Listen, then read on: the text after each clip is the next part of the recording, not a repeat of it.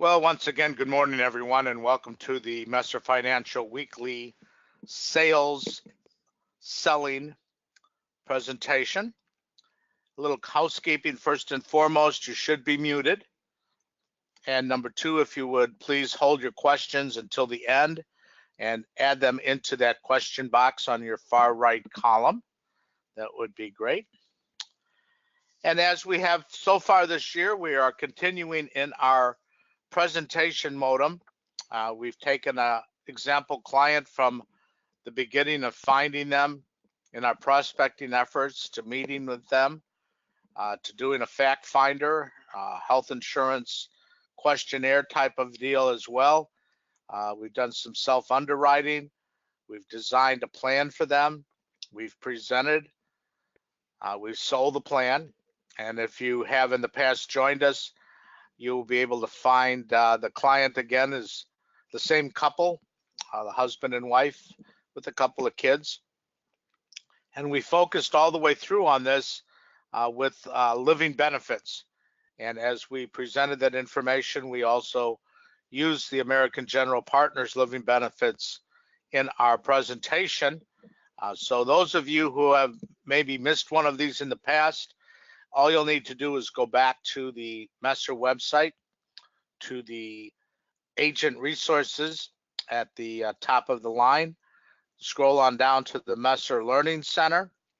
Once you open up the Messer Learning Center, you'll be able to go to the Just Added section, and this is where the most recent presentations have taken place. Just though for your information, right now our website is being redeveloped.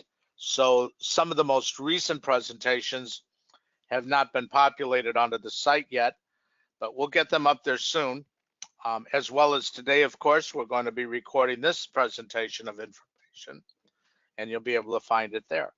So my pleasure this morning to welcome Trevor Kebbel, and Trevor is the Director of Product Training with the American General Partners Group out of Nashville, Tennessee.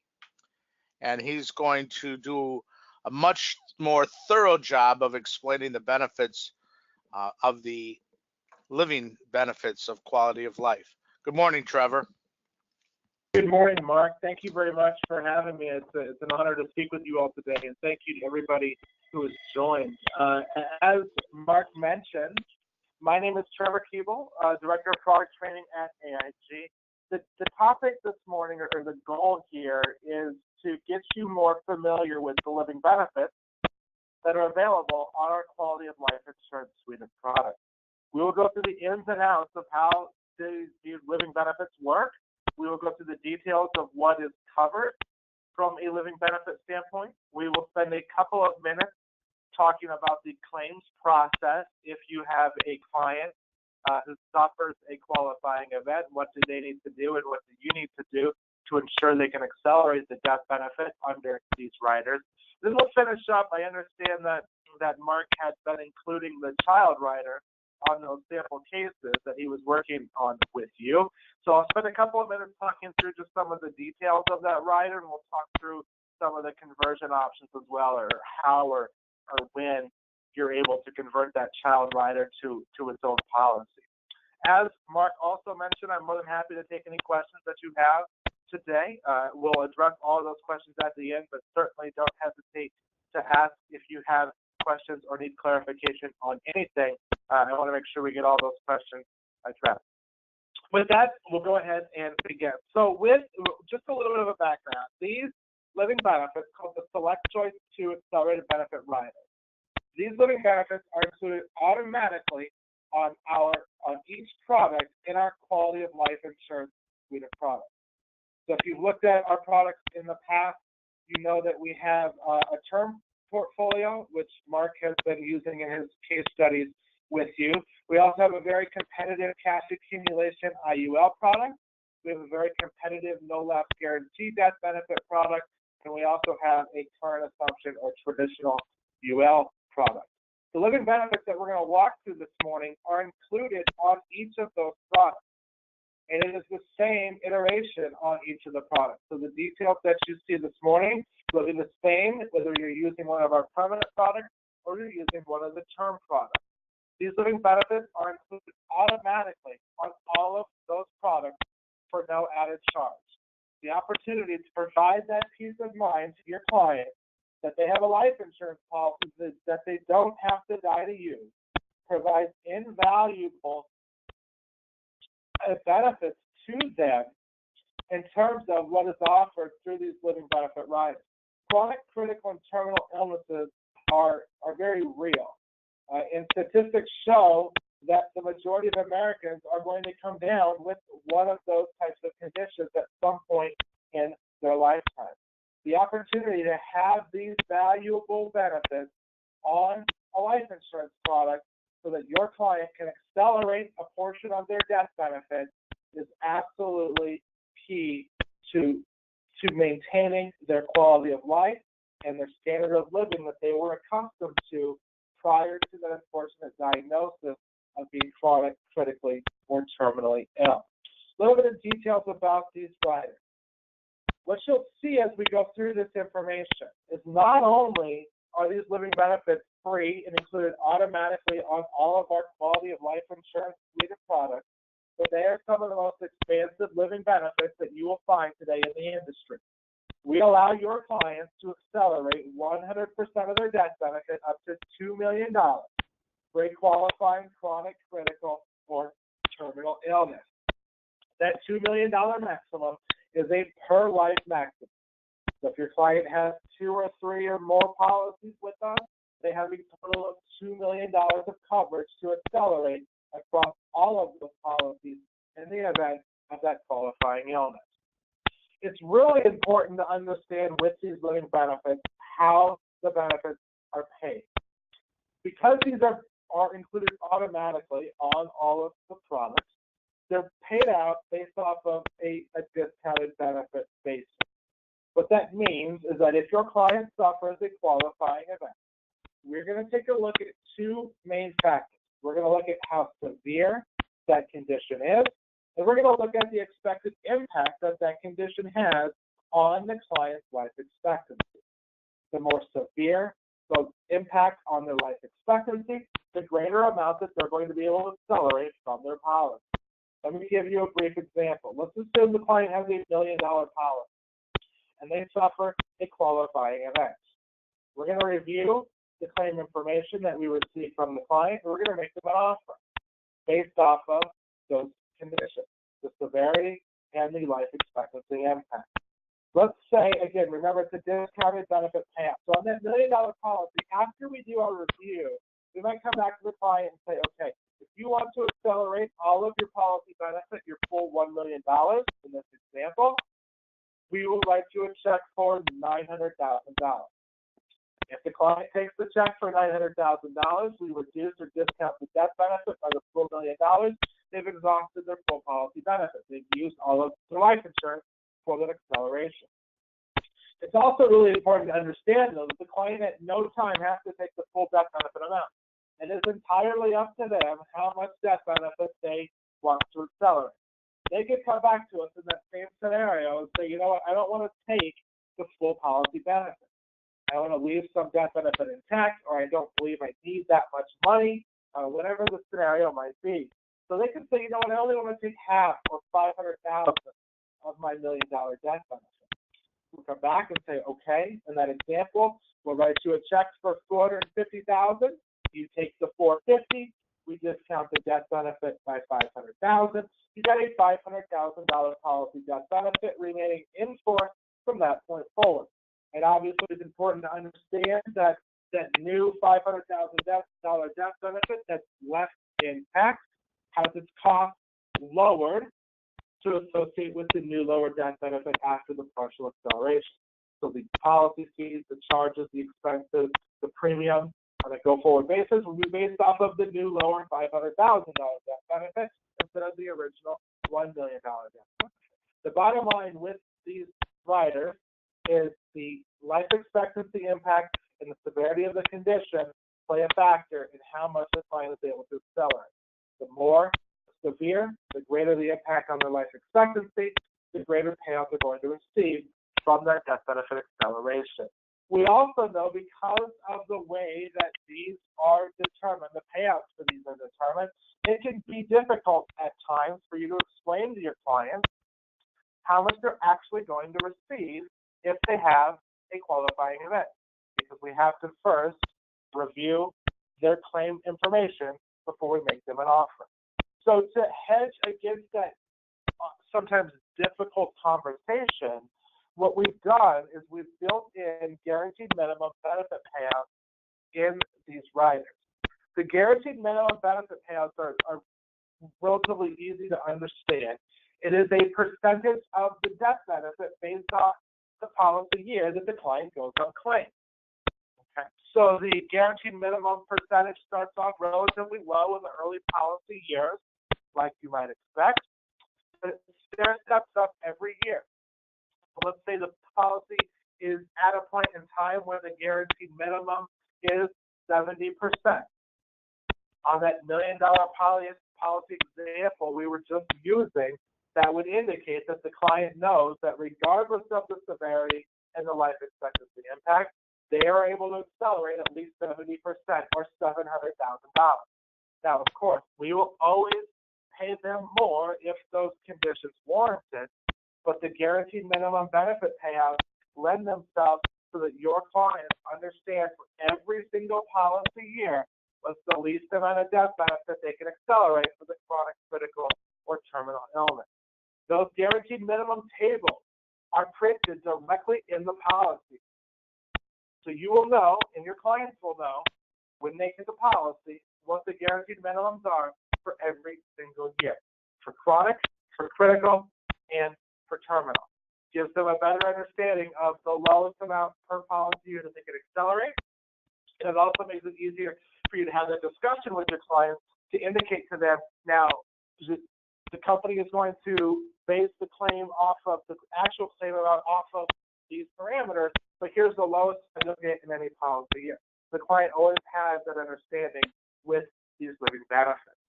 It is also important to understand that these are indemnity benefits. This is not a reimbursement program. There's no receipts required. We don't have to know what the client's spending the money on.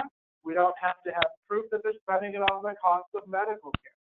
As long as they meet the definition for the acceleration at the time of the claim, and we send the check to the client, they can do whatever they want with the money. They, of course, can use it for those medical costs. They could also use it for a second home or a family vacation or whatever needs they have or that they want to use that money for. It is entirely up to the client how they want to use these accelerations. From a definition standpoint, the first leg of this stool is the chronic illness. Our chronic illness definition is very similar to everybody else's. The client must be unable to perform 2 out of 6 activities of daily living or require substantial supervision due to severe cognitive impairment. The client meets one of those 2 parameters, they would be qualified as chronically ill, thereby allowing them to accelerate 100% of their death benefit up to that $2 million maximum. It's important to understand with each of these 3 legs, chronic, critical, and terminal, the client has 12 months from the date of their initial diagnosis to submit the claim paperwork to us. And that's important for a couple of reasons. First of all, we just indicated how we're determining the amount of the benefit off of those couple of conditions. So it may be in the client's best interest to go get a second or a third medical opinion before they submit the claim for the death benefit acceleration. We obviously would never hope that doctor number 2 or doctor number 3 indicates that the condition is more severe than what was initially thought. But if that happened to be the case, they would then accelerate more from that policy because the severity is greater. So the client has 12 months from the date of the initial diagnosis to send us the claim paperwork for the death benefit acceleration. One thing that's important to understand, though, with our chronic illness benefit, from a definition standpoint, is that we don't have a permanency requirement built in to our chronic illness definition. What that means is that your client can have a chronic illness condition that they are reasonably expected to recover from. And as long as they meet the qualification criteria at the time the claim is submitted, they qualify for the acceleration. Most every other type of chronic illness benefit available today in the industry, whether it's a standalone long-term care type of policy or if it's an add-on chronic illness type rider on a life insurance policy, has a permanency requirement built into that definition, which means that in order for the client to get access to those dollars, that condition must be expected to be permanent for them to qualify. Again, we don't have that requirement in our chronic illness definition. The client can have an event or a chronic illness that they are reasonably expected to recover from, and as long as they meet the definition at the time of claim, they qualify for the death benefit acceleration. Now, from a payout perspective, with the chronic illness, it's one of two ways for your clients. They can take a lump sum check for the accelerated amount for a one-time payment, or they can elect to spread out that payment in 12 monthly installments. It's up to them. They can take it all at once, or they can spread it out up to 12 months. They're going to make that decision when they're ready to take the money from that accelerated death benefit for the chronic illness benefit. The second leg of the stool is our critical illness. Again, 12 months from the date of initial diagnosis to submit the claim paperwork for critical illness. There is a 30-day waiting period for our critical illness benefit. There is a 90-day waiting period if the condition is an invasive cancer.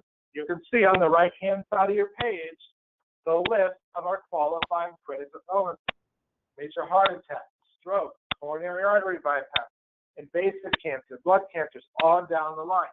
Again, if your client has one of these events, it would be classified as a critical illness. They can accelerate 100% of the death benefit up to the $2 million maximum. We will pay once per critical illness occurrence. So what does that mean? It means, let's assume that the client has a major heart attack today. Again, remember, it's entirely up to them how much of the death benefit they are accelerating. They don't have to take all of it. So if they have that major heart attack and they don't accelerate all of their death benefit, they leave some of that policy benefit intact, and 2 years later they have a stroke, they can then apply again for a critical illness acceleration for that stroke. But if they have a major heart attack today and then 2 years later they have another major heart attack, they're not going to get paid for that second major heart attack. We pay once per qualified critical illness. So you can see that expansive list of critical illnesses listed on the page. Again, 100% of the death benefit up to the $2 million maximum. The third and final leg of this stool is terminal illness. We have a very liberal definition of terminal illness. Life expectancy of 24 months or less. Most all definitions still are 12 months or less from a terminal illness perspective. There are a few now that offer a 24-month definition, but more common still is the 12. Again, our definition is life expectancy of 24 months or less. Same parameters as the others that we spoke about. It would qualify the client to accelerate 100% of the death benefit up to the $2 million maximum. Now, I indicated for the chronic illness, you get the lump sum or the 12 equal installments. For critical and terminal illness, we pay out as the lump sum only. So only with the chronic illness do you get to choose to spread that benefit out over 12 months if you want to. The other ones automatically is one check for that accelerated amount. One other thing I want to show you that I think is important to understand, because I mentioned a moment ago, at the beginning, I guess, that not only were these living benefits included automatically in all of the policies, but they are really some of the most expansive living benefits that are available in the industry. So this chart looks like a lot of information, but I'll break it down for you very, very easily. It compares the living benefits on our products to living benefits with carriers that we deem as our core competitors. And they are deemed our core competitors because they have products that are similar to ours, and they have some version of living benefits on those products like we have on ours. So the comparison is against LSW, Anico, North American, and Transamerican. You can see the QOL, ABR information on the left-hand side. And if you focus down, we'll go column by column. If we're comparing against LSW, you can see here that we have a higher max payout than they do on their chronic, critical, and terminal illness benefit. One thing that's important that I didn't mention yet, our living benefits are available on all underwriting classes. There are no underwriting restrictions. Whether your client is rated Preferred Plus, Best Class, or they are table age smoker, as long as they qualify for the policy, they qualify for the living benefits without any restriction. There's no underwriting restriction.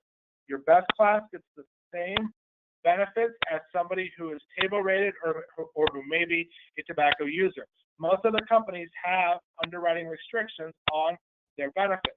For instance, against LSW, they offer their chronic illness benefit only up to table D rated clients, and they offer no critical illness on any client who is table rated.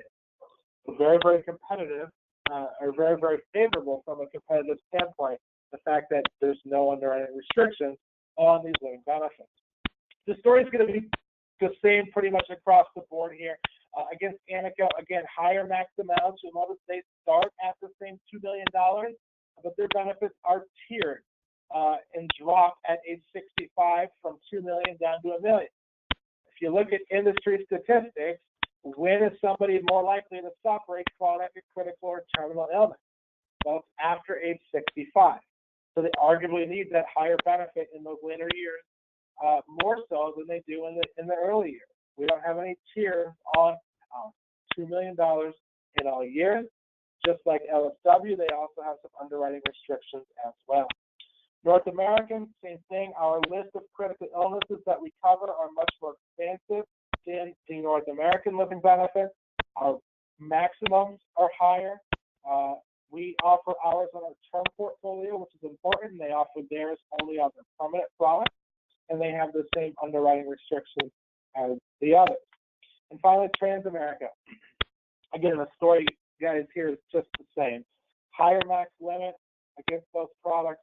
Ours is available on all of our products. Theirs is only available on the term, and they have a 2-year waiting period on their chronic illness benefit. Again, our waiting period only is 30 days. So this just reiterates to you what I mentioned at the beginning. Free included automatically on all of these policies for no added charge.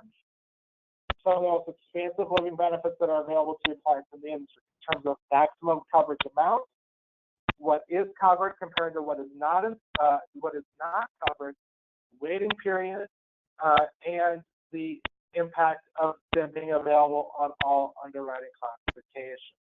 It's important for you to understand also that we have recently done away with our certification requirements for these living benefits.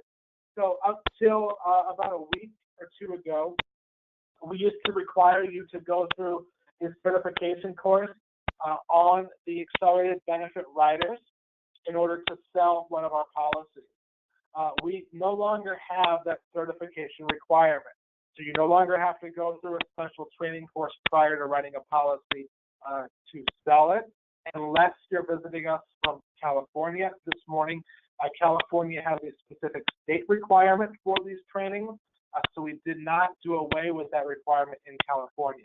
But if you are not in California, you no longer have that ABR certification requirement. You can jump right in once you're licensed with us and sell one of our products with these valuable living benefits that are included for your clients automatically without having to go through any sort of classes or certification.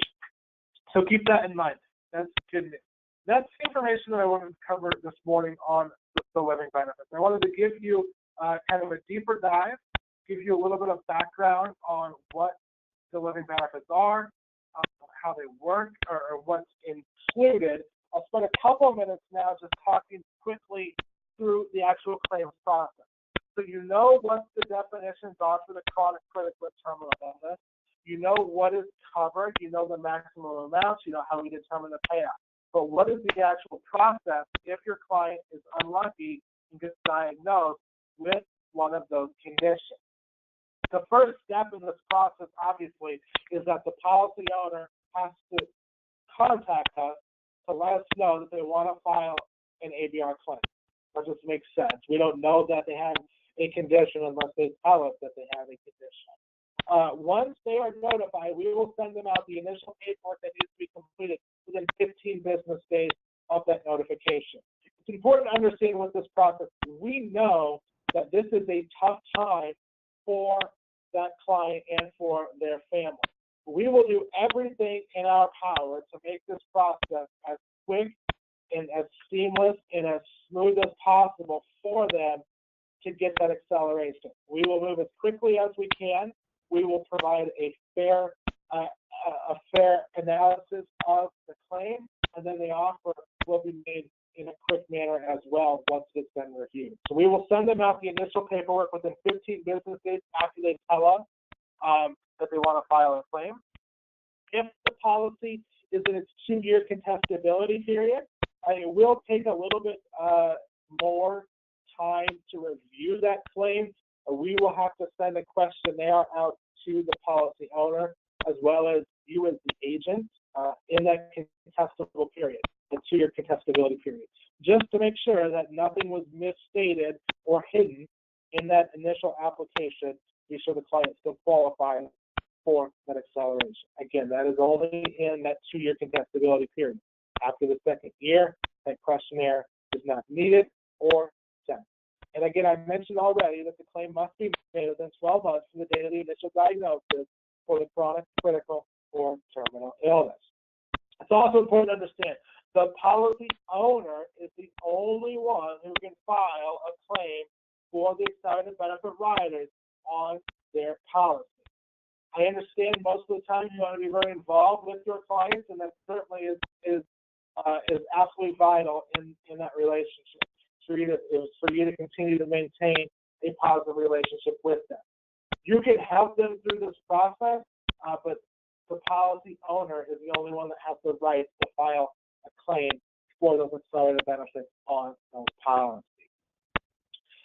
Okay, so this is what that form looks like that we're sending to the client within that 15 business days. Again, really simple. It looks like a lot of information, but the majority of the info here is all just disclosure and language information. All we need to have is the policy information at the top of the page.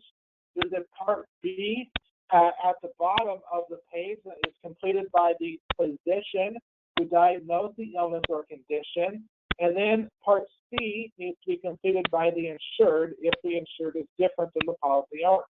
What's important to understand with this process is that we need your clients to list all the medical providers that they have seen within the last 5 years. Because again, part of that claims review process is to go out and gather the medical records to make an accurate determination as to how much we're going to offer that client to accelerate. So the more detailed information from that they can provide us on this form in terms of those medical providers, the more quickly we'll be able to complete this review process. But if we get into those medical records and we start to find additional doctor information or clinic information or something that the client didn't indicate, we've got to go out then and find that information, which obviously can take a longer period of time. The longest part of this whole process is gathering those medical records. Once we have them, they will be reviewed very quickly, but it takes time to go out and gather all those medical records. So the easier that they can make it for us to go get those records, the quicker and the smoother the process will be for that client. Next, after they've sent us that information in, we're going to review the claim. As I mentioned, we're going to go out and get those medical records from the providers that were listed on the form. If there's a difference of opinion, we have the opportunity to obtain a second medical opinion from a physician of the insured at our expense. So if there's something that just doesn't seem to add up, again, we're going to do everything we can to make this a quick, seamless process. But we also have to make an accurate decision. If there's something that just doesn't seem to add up, we do reserve the right to ask the client to get a second medical opinion from somebody else. We, of course, will pay for that, and we're going to make it convenient for them. We're not going to send them halfway across the country to go to a doctor that we like. We're going to pick somebody in their area that they can get in quickly, be seen, and we can get that information quickly as well. In the event that there is conflicting opinion, so the medical information we got initially plus the second opinion that we asked for provide conflicting information, the diagnosis or the certification of that qualifying event is going to be determined by a third medical opinion, again at our expense, and we are going to agree on that physician with the client. So if there's no consensus, we obviously have to come to a decision in some manner, and we're going to use medical professionals to come to that decision. We're not going to just make up our minds on our own as to what we think something means or what it should be. We're going to get a clear and concise answer. And if that means that we have to get a third opinion from a medical professional to make our final determination, we will do that. Again, it's very rare that something like this would ever happen, but it's, of course, written in the contract just to ensure that we're providing the right information and the right acceleration for the client. But certainly don't expect this to happen on a frequent basis. Most of the time, these doctors are very, very thorough. They do a very good job of examining the clients and coming up with a diagnosis or a treatment plan. So it's not often that it comes to this. If it does, this is how it's going to work. Okay, so after that, after we obviously gathered all of the medical information, we're going to review it, determine the eligibility. We will then notify the owner of the amount that's payable for that qualifying event based off of the review. We're going to send them an offer letter. We're going to send them an illustration and an election form once we're ready to make an offer to that client. The client must complete the election form and send it back to us within 60 days. All right, again, the whole point of this process is to provide a very quick, smooth transition or acceleration from that policy death benefit. If they don't send us that form back within 60 days, the claim is going to be closed, and we're going to mail the client a letter indicating that claim is closed. Again, this is not common, right? Somebody, usually, once we make an offer to somebody for this acceleration, they're not going to sit on that as long as possible. They want that money. They need that money. They're going to get that completed, sent back to us as quickly as they can. But just know that they do have 60 days to send it back to us after we mail out that election form. Here's just a quick example of what the illustration will look like. And I put this in here simply to show you the information that we provide to the client. So after we review the claim and after we're ready to make an offer, we're going to send this illustration with the offer letter and with the election form. It's going to show the client two scenarios: the impact of their policy if they take a 100% acceleration, and the impact on their policy if they take a 50% acceleration. So it's going to show the amount that they would receive for the acceleration, the impact on the death benefit, the impact on the cash value, and the impact on the premium before and after the 100 and the 50% acceleration. It's important to understand, I mentioned a while ago, the client gets to choose the amount that they take from that policy in terms of the acceleration. Just because we send them a 50 and a 100% example doesn't mean they have to take only 50 or 100% of the death benefit. They can take whatever percentage they want. We're providing the 50 and 100% simply for a reference point for the client. But the actual amount they want to accelerate would be determined on the election form. And here's what it looks like. Again, very simple to understand. They're going to choose how much, if any, of that policy death benefit they want to accelerate. Again, not a lot of things to complete here, a lot of language in those bullet points as most of the form. And we do offer, if the benefit amount is $50,000 or greater, we can pay that benefit through a free interest-bearing account, like a savings account. It's called our instant access account. But it's up to the client. We could mail them a check for the full amount if they want to. If they would rather that money go in a savings account, we can put it in that instant access account for them. We would give them checks to have access to the money at any time to that account. Once we set that up for them, that is 100% their money. Do whatever they want with it. But it's entirely up to them. They have that option though if they elect to do so. So that's kind of a high-level overview of the claims process. Again, we need to be notified of the qualifying event.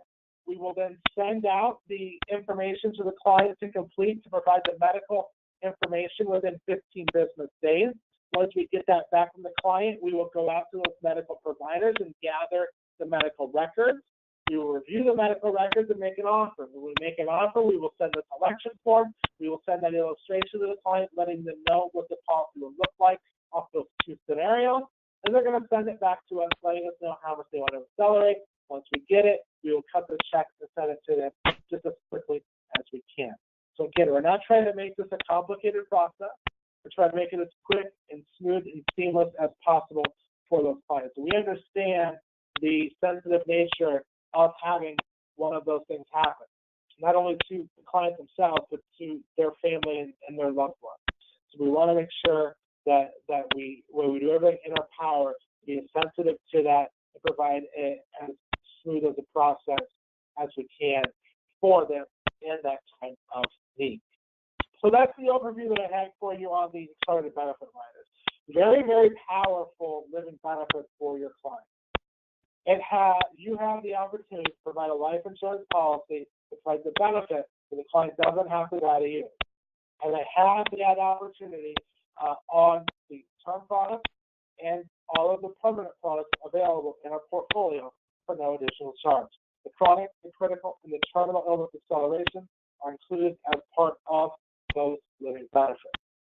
Not only are they free, included automatically, but I've showed you as well, there's some of those expensive living benefits that are available in the industry for your client.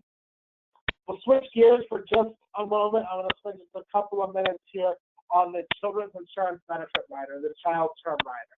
Right? So I know, Mark, when you were setting up these sample cases with the group, you're utilizing a 35-year-old male and a 33-year-old female.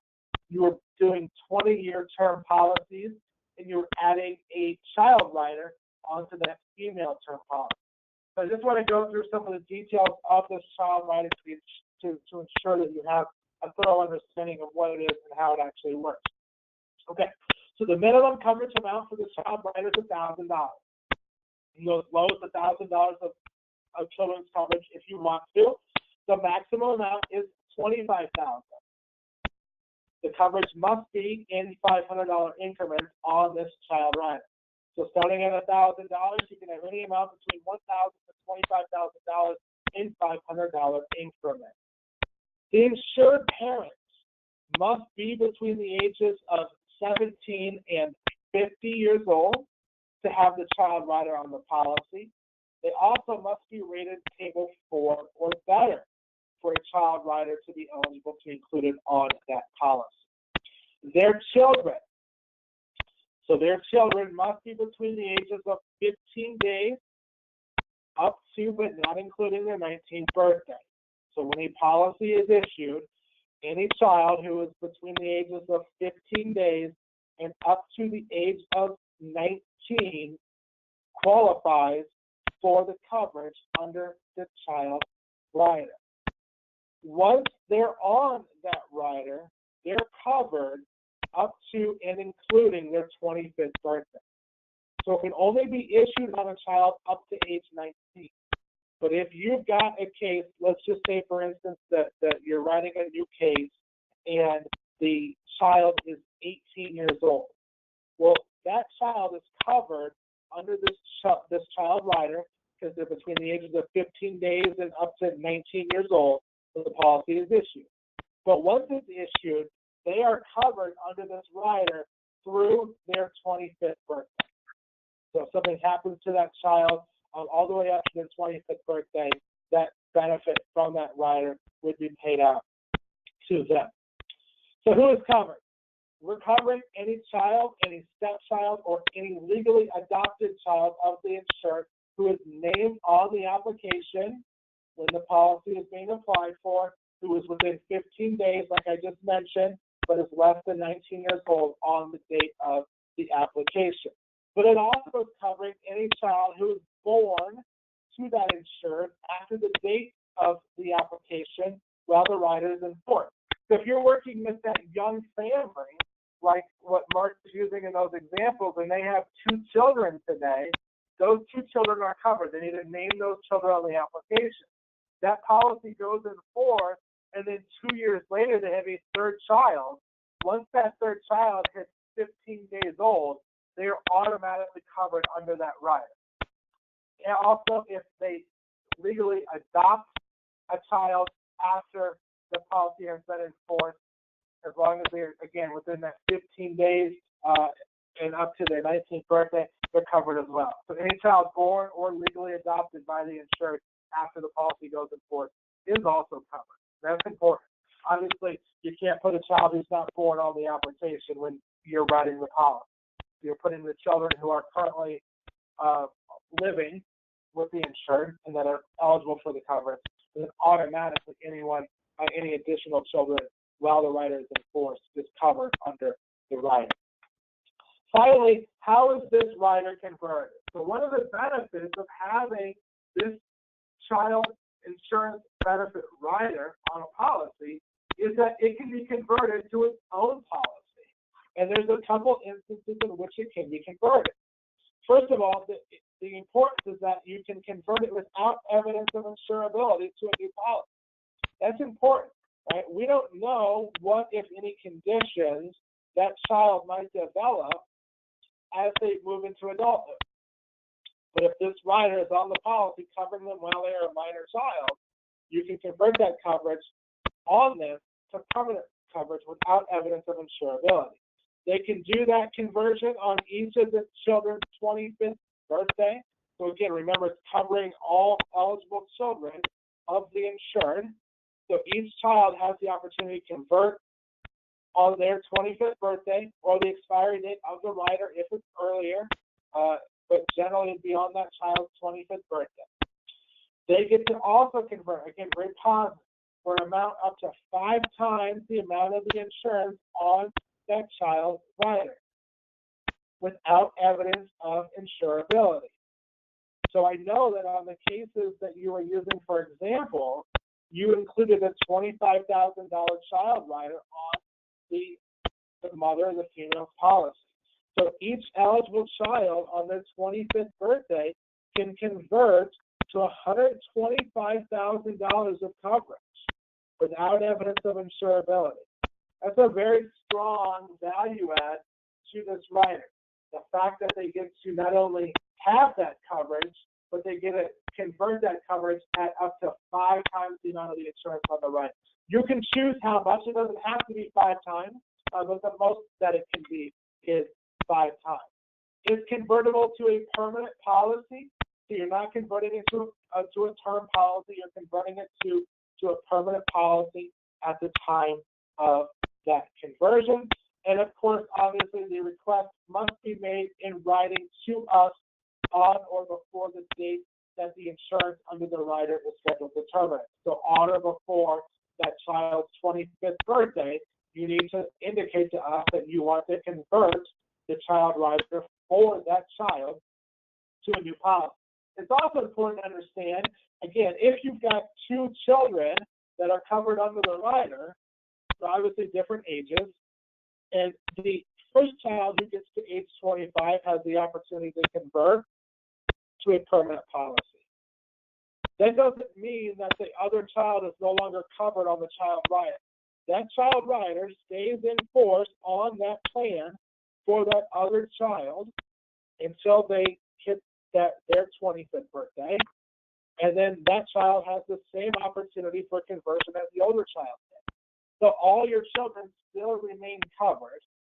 The oldest one at 25 can convert to permanent if they want to. If they don't convert, they're of course no longer covered because that's when it drops off, but they have the opportunity to do that conversion. And if they do, the younger child, who still would be under the age of 25, is covered under the rider on the parent's policy and has the same opportunity to convert on their 25th birthday. So very, very liberal conversion privileges. Again, covering all children between the ages of 15 days up to their 19th birthday when the policy is issued. But once it's issued and enforced, they're covered up to and including their 25th birthday. I wanted to just put that information in there. Mark had indicated to me that you guys were using this child rider. I think it's a fantastic idea to include the child rider on these policies. The coverage, the amount for that coverage or the cost for that coverage generally is very, very nominal.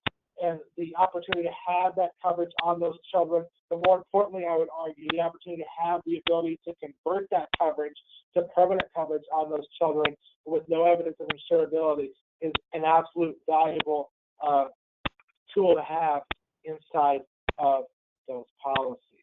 Oh, of course, the last thing, the first premium for that new policy must accompany the request for that conversion. So we have to have the first modal premium with that conversion information on that term or on that child rider policy. Folks, that is all of the content that I have prepared today. I certainly hope that you found or were able to gather some information out of what we covered, both from the living benefits for the chronic, critical, and terminal illness, from the claims process for those accelerated benefit riders, and then, of course, finishing up with just an overview of that children's insurance benefit rider. Mark, I'm going to turn it back to you. If we have any questions, I'm more than happy to take those at this time. Excellent, Trevor, and thank you very much for not only a very thorough but precise and easily understood explanation of these benefits. I know as an agent myself, when I first started selling it, my biggest fear was helping my client to really understand how that benefit would work because they are so new. And at that time, I do not believe we had the benefit of an illustration that would be provided, as you do now, to show in that time of the policy delivery, at least on a percentage basis, what they could expect. And again, that is a part of it at the delivery time, correct, Trevor? And that's exactly right. So you're referring to the illustration that shows the 150%, right? And anyway, that the percentages would work based on the year of the policy. Oh, the guaranteed minimums. The guaranteed Yes. minimums. Yeah, you're absolutely right. So the guaranteed minimums are a newer component in these living benefits. They've been available for just over a year now. And we implemented them for that very reason that you were talking about, Mark. The opportunity to make it an easier discussion. So you can point to that schedule in that policy and say, listen, this is the lowest amount you are guaranteed to get in each policy year for that benefit. The company's going to pay you more if your condition warrants it, but you know this is the lowest amount that you're going to receive for each policy year. Thank you. And as always, ladies and gentlemen, I'd like to take just a moment before we get into the questions themselves to answer or to point out some of the high points of today's presentation. And starting from the very onset when we talked about how the death benefit would be reduced based on the claim. We talked about the benefit increase that could be included on that guarantee that we just talked about now. We talked about the difference between the chronic illness without any permanency required, big bullet there, the critical illness, and that, again, just the clarification that it only is paid one time per critical illness, but could be on multiple critical illness circumstances. And again, in that case, as well as terminal, being a lump sum to the policyholder or beneficiary. Then, of course, we had a great comparison chart. And ladies and gentlemen, I know that Trevor's going to send me a copy of this presentation.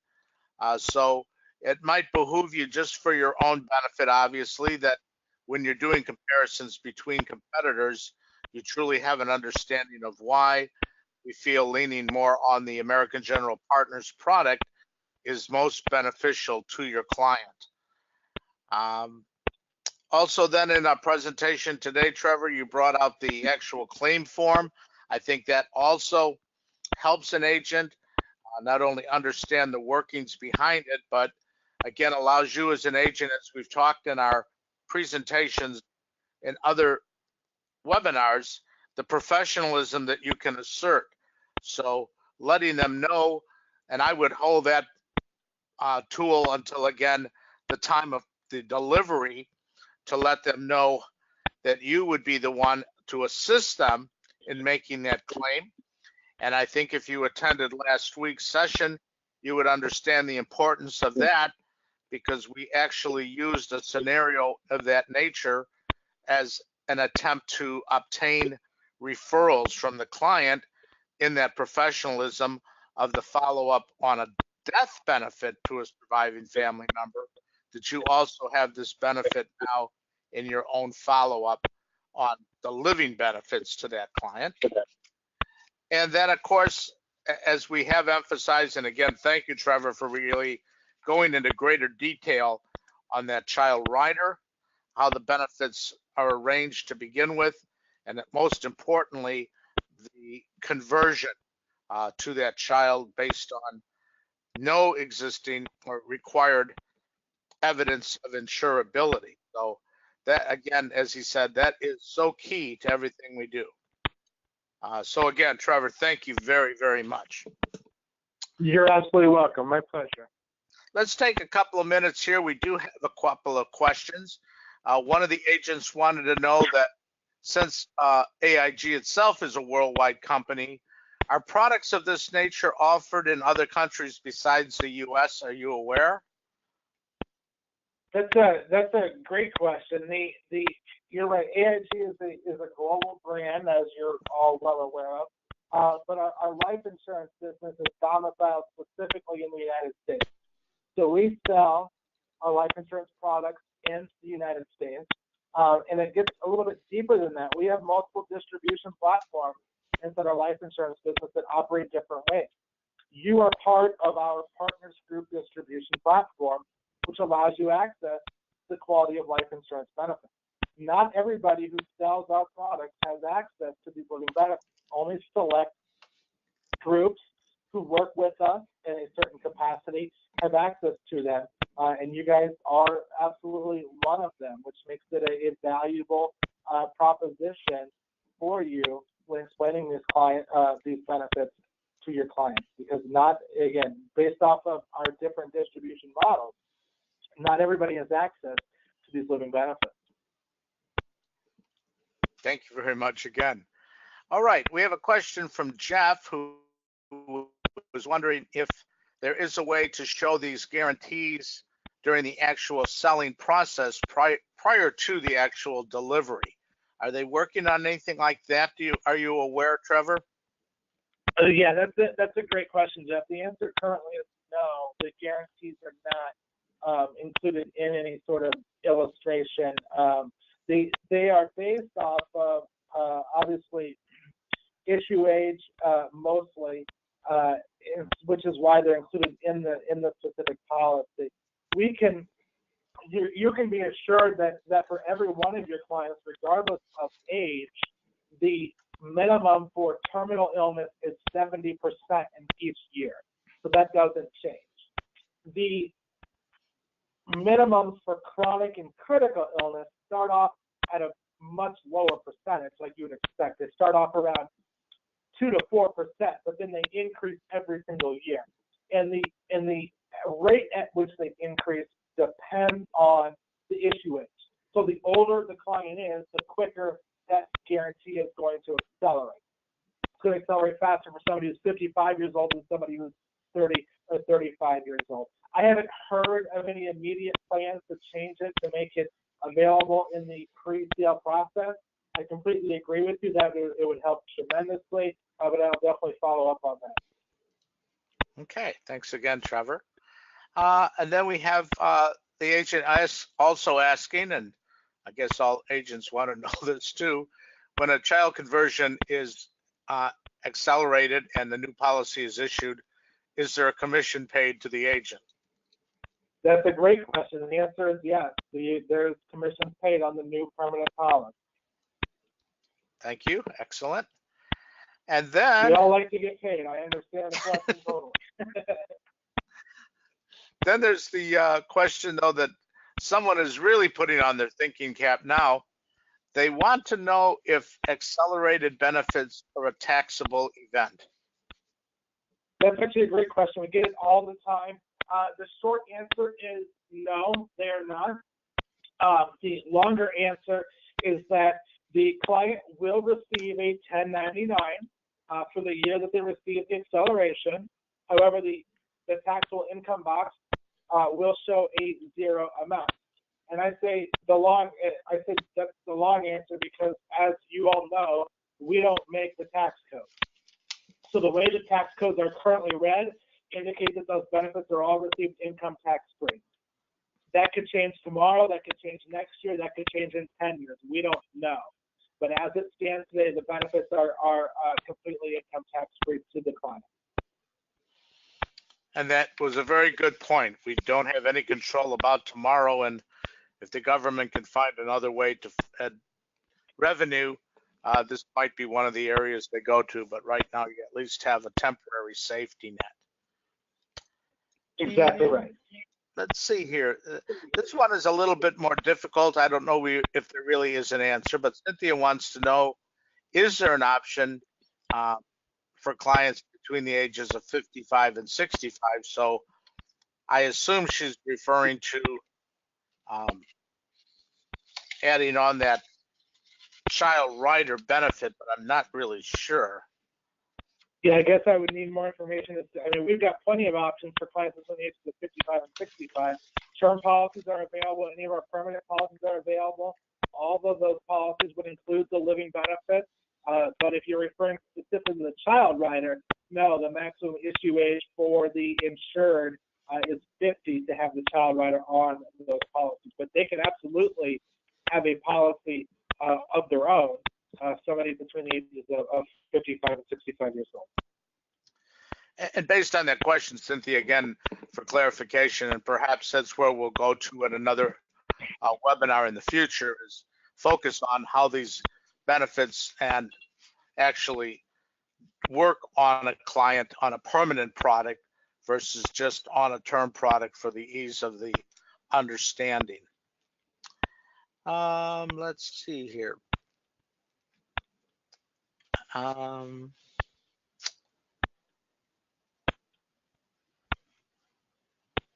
Can't really understand this question. So Marvel, I'll get back to you on what you're trying to ask here so we can get you an answer. Also, all of you, I do apologize. We've had some type of a annoying clicking sound going on from this recording. I don't know if it has to do with our recording system or not. Fortunately, I think it'll probably be there when we do go back and review it. Again, as I mentioned, Trevor is going to send me this presentation. So if you would like to receive a copy thereof, please get back to us, either to the marketers themselves or to any of the people in our agent services department. Once we get it this morning, we'll make sure it's distributed. And let's see, I think that's it for now, Trevor.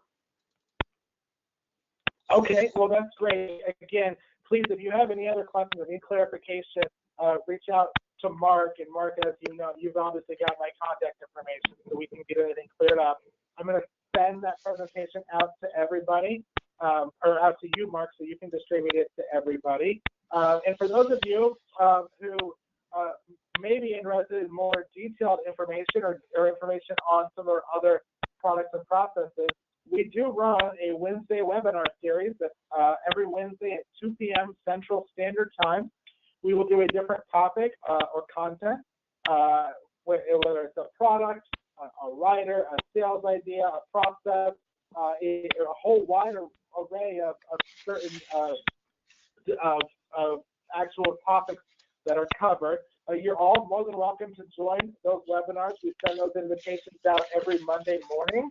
You can also log on to our agent portal to eStation and get that schedule as well as those login details. So if that is an interest to any of you, you're more than welcome to join us. We'd be happy to have you.